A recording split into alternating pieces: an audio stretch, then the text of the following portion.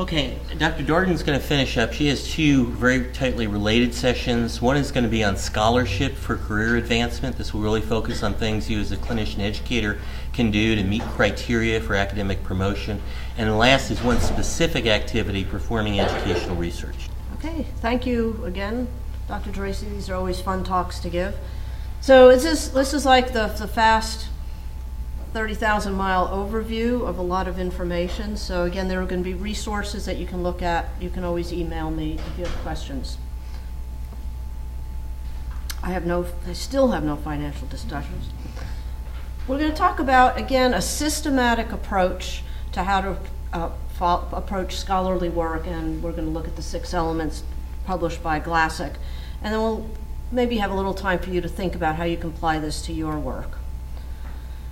So I want you to think first, if you were here for my earlier talk, I talked about a scholarly approach versus scholarship itself.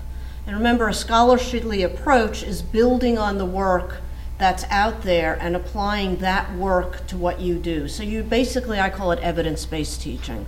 There's evidence-based medicine, there's evidence-based teaching. It can also be called a scholarly approach.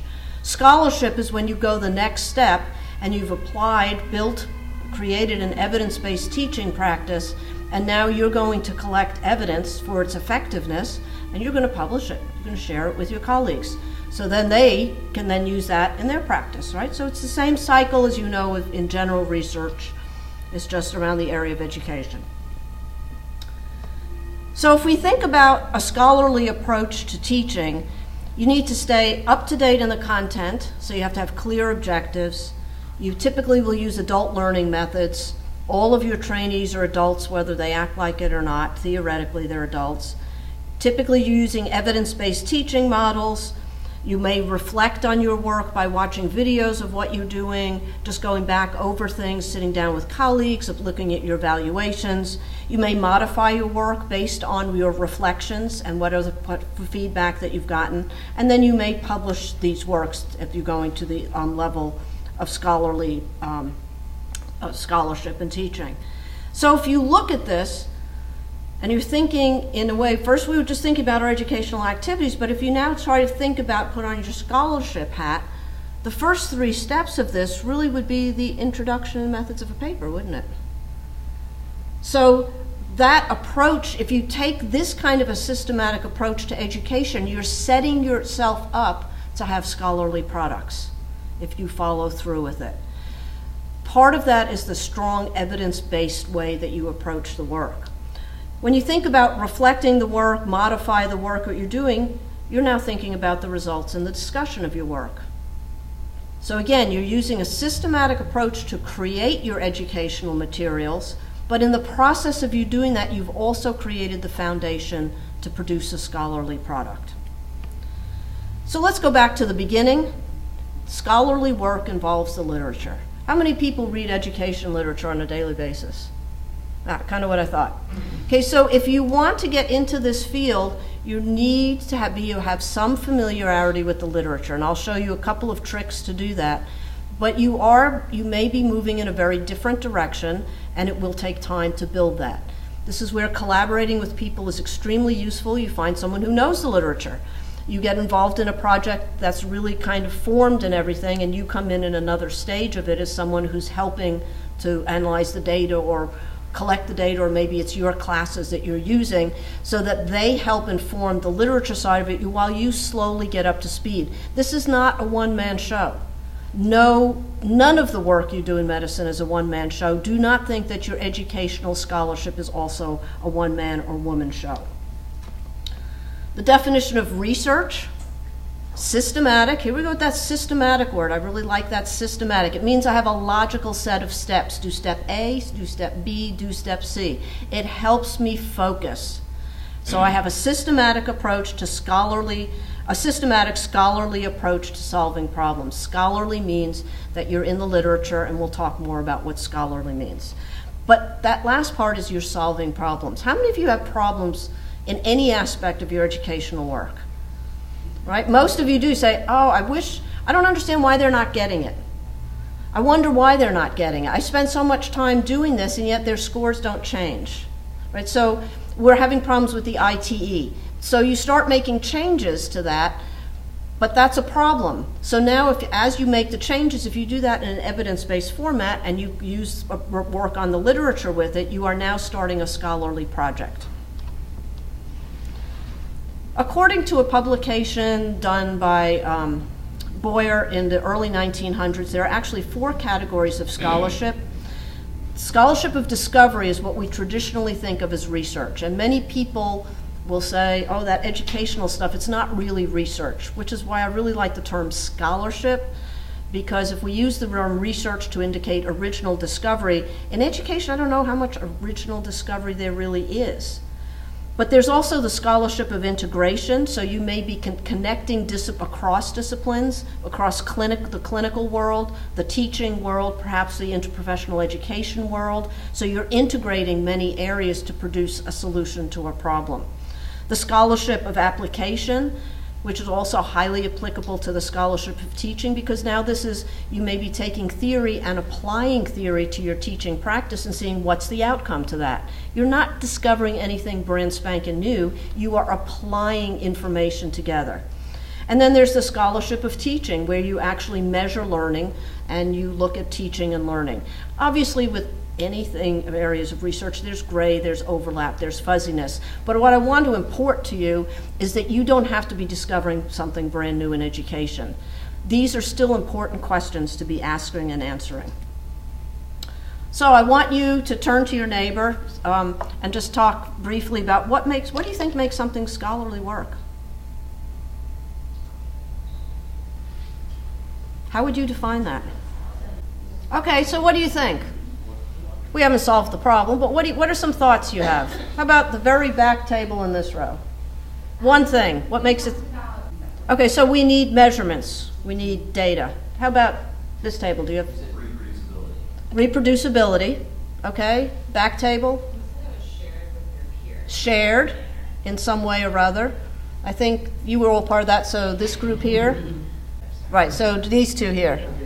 Okay, great. So this was actually the focus of Glassick and several other people's study in the mid-1990s, and they did a systematic review of all kinds of research, not just education, but across many, many different disciplines. This was funded by the Carnegie Foundation for the Advancement of Teaching. So they were looking at just what is it that makes something scholarly.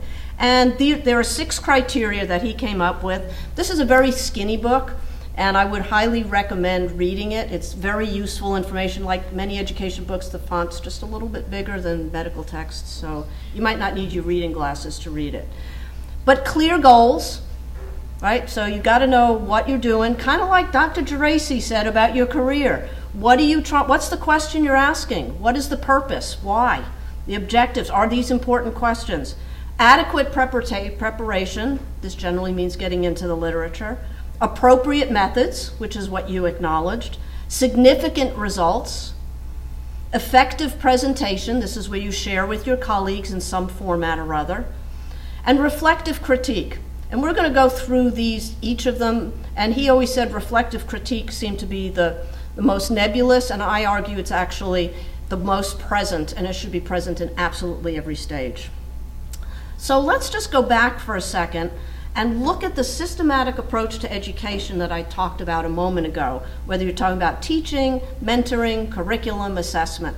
We said we identify the problem, the needs assessment, right? We go through all of this. This looks very similar to clear goals, identify the problem, adequate preparation, literature search, needs assessment, why are we doing this, what's out there, what's supporting this, right? Appropriate methods, same on both sides. Significant results, the same thing as you are collecting assessments, evaluation of your materials. So the effective presentation is the fact that you might have, and that doesn't quite appear in this particular diagram. And reflective critique, which is where you're going back and looking at what you're doing and how is it working. So if you take a systematic approach to teaching that I presented earlier, and you take this systematic approach, really they just intertwine, don't they? So that not only are you're really accomplishing two things at the same time, like the house that's cleaning its toilet, the crock pot's going and all that, while you're doing your educational activities, if you approach them in a mindful, systematic way and document all along the way, you will end up with scholarly products. You probably do an enormous amount of teaching, and I don't recommend you do this for every single teaching activity. You'll be exhausted. Be selective. But if you approach everything with that mindset, you might have projects for trainees, other junior faculty, or you always have an excess, which is a lovely place to be. So let's look at clear goals. I think you've probably all seen this. Finer, how do you refine a question? Make sure your question is worth spending time on. And this can make the determination as to which of your educational activities you really want to want to be spending your time on collecting data. Is it feasible? If you want to do the 2,000 person study with the high fidelity sim and your medical school has 60 students and there's no sim lab, not feasible. So skip that. Great question, not feasible. Is it an interesting question? Will you have colleagues who are interested in this? Is it novel? This is where you have to be in the literature or have to collaborate with somebody who's in the literature can say this has not been published before. Is it ethical? Education research has some ethical issues, so you need to always pay attention to that. Is it relevant? If you are addressing a problem that ACMGME just changed the criteria for, it may no longer be a relevant question because we don't have to deal with that anymore. So always be on the lookout for that. So I think the Finer acronym that's, I believe, is used clinically as well. PICO sometimes can work here as well, right? So things that you already know you can actually apply to your educational research. But the bottom line is your question needs to make sense. If it's not innovative, it's not interesting, if it's not relevant, nobody will publish it no matter how excellent your data is. And then you've wasted your time. Adequate preparation. Okay, this is the literature. So one way to keep up with the literature, and I'll come back to this more in my education talk about specific. How many of you subscribe to e-table of contents? Okay, so I thought I would just give you a demonstration of where you find this in a journal. I get the electronic table of contents for about 25 or 30 journals emailed to me. It just tells me what just came out. I can also subscribe in multiple ways, so sometimes I'll get advanced ahead of print. Comes right to my email. You know, if I'm busy, I delete it, because usually I get it again in some other format. I scan those titles super quick. It's like, ooh, there's one interesting, and then I might flag that email, you need to come back, or I can just delete it quickly. So this is really relatively low energy, and you can do this for any journal, but including this is not unique to educational journals. So if I'm looking at the Journal of Teaching and Learning in Medicine, this is a journal I highly recommend. Here's the button that says New Content Alerts. So you kind of have to search, just like sometimes you have to search for where the citation is. It may say lowercase e, capital-case T-O-C, ETOC. So you need to know what you're looking for so that you get the language of that journal. You can set this up in Ovid. If your school subscribes to Ovid, you can look and they'll send you can sign up for like 10 journals just in Ovid, and they'll send you that if they subscribe. You can do it in PubMed. You can also sign up. So there are multiple ways to do this. Sometimes I forget and I do it 3 different ways and I get the same table of contents, which isn't always bad because on Tuesday I'm super busy and Thursday I have time to look at it. So Tuesday's already been deleted. I delete these if I'm overwhelmed. I don't make myself feel guilty. It's just a table of contents. It will show up again. Or somebody will tell me, it'll be tweeted or something like that. So it's not a big deal, but this is much easier than going and looking up individual journals. So this is a trick I use. Another is consult your librarian. At our institution, the librarian will do lit searches for free, and I have found that to be absolutely invaluable. So I would recommend looking at what your library resources are. So we're going to look at 2 of these at the same time, appropriate methods and significant results. So when you get a research question, often you can say, well, I could use this data, I could use this, maybe I should go it this way, maybe I should go it that way. So basically you have potentially many different types of arrows or data that could answer that question that you're thinking of in the developmental stages. I would say if you have quantitative data, get a statistician involved ASAP. The statistician will help you write your IRB, will help you put together a grant if you need it, will write the sections of your paper for you. They will also say, you are measuring apples. Your question is talking about apples and you're measuring oranges. If you collect the data you purport to collect in the method you purport to collect it, it will not answer your question. So we hurriedly encourage at our institution that our trainees you got to answer a question in your mind, get the statistician involved as soon as you possibly can. They prefer it. They don't want to get crappy data at the end. They want you to be successful. But so they'd like to help you design your question appropriately in the beginning. If it's qualitative data, you might need to find a qualitative person on campus. You might need to think broadly. If you can't immediately find it, go to maybe the health professions, nursing education. We have people in physical therapy who are doing qualitative work. Qualitative is becoming a larger portion of medical research, both education and non-education. Effective presentation. So I'm not going to give you a presentation on how to present, that's not this, but I'm giving you a warning. Be careful of predatory journals and predatory conferences. You probably get your email bombarded with this stuff. If you don't know if a journal is legit, ask your librarian. They will tell you where to look. I can't remember at the moment. There are databases that tell you which journals are indexed and which ones are not. There's very suspicious things you can look for. I'm just telling you to be wary. The kinds of places you want to publish and present are where all the colleagues that you esteem and revere are doing it. The journals that you're using for your literature search, that's most likely where you want to be publishing. Just be wary. It looks easy, low bar. Oh, they'll accept me. I got accepted. Your promotion committee is not that stupid. They know how to look this stuff up and say, no, that's not a legit journal. So please don't get trapped by that. Your reflective critique should be happening every step of the way. When you have a question, you refine the question, you start talking to your colleagues about it, right? You get the statistician involved, you're talking, you're reflecting, on and on and on like that. So reflection should not be just at the end when you write your discussion. At every single step, you need to be reflecting, is this the right thing to be doing at this time? Is there a more efficient way? Is this going to be considered valid and reliable? Is this credible? Is it reproducible? All of those kinds of things. So I would say that teaching scholarship, I had this table in my last, is actually the same thing as education engagement with the education community. So if you think about taking that clever curriculum and that novel way of getting your faculty to give feedback to the trainees, and you go to a workshop and get it accepted at PAS, you're engaging, but now that's also scholarly work. Once you've done that, can you turn that into a publication? You've probably done a lot of the groundwork, right? So we've seen that you're just building and you're adding on to it. Just make sure at the very beginning that you build it correctly so you can take it to the publication level. Often people say, oh, I've got to go teach this. I had a curriculum. I was way behind. I missed I'm late on my deadline. I'm going to throw it together quickly, and they're not thoughtful about what research question should I ask? What research question could I ask? Who could be involved? Do I need to file an IRB? You know, if you don't get the IRB ahead of time, most of the time they say, no, you can't do it. Education can have caveats to that, but don't count on it.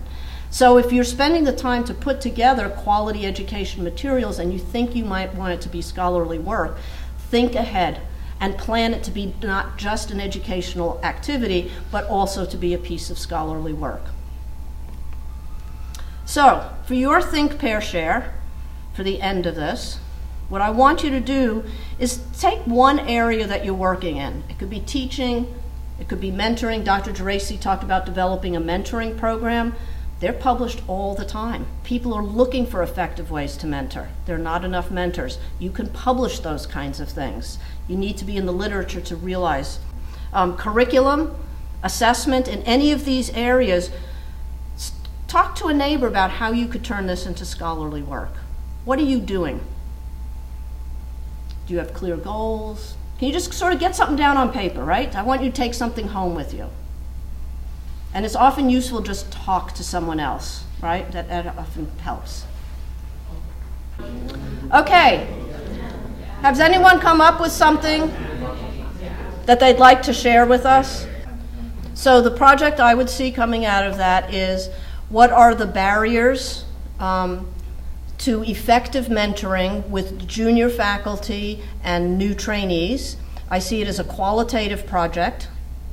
It's not a yes/no question, so I need to interview people or have focus groups. You probably could do it in 2 or 3 focus groups.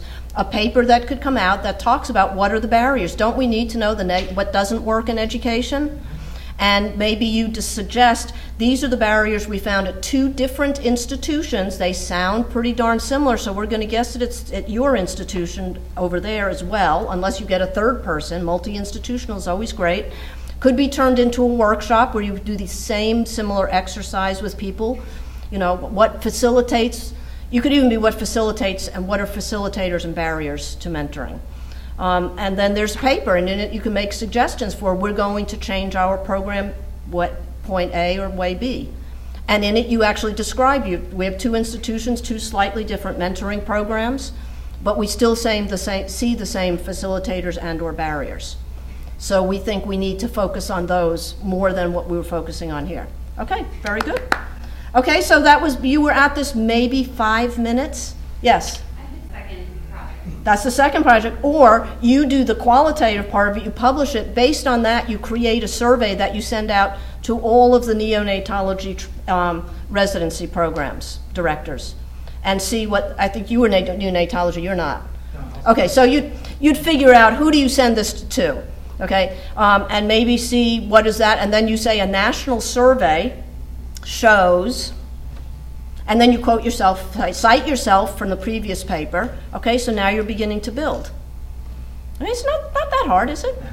Not that bad. I mean, you still have to do the work, obviously, and you might want some other collaborators, but getting a question that you think is an important question, is innovative, relevant, it sounds like it's feasible, is a big first step. Clearly, refinement has to happen, and you've got a collaborator in crime here at other different institutions. So great.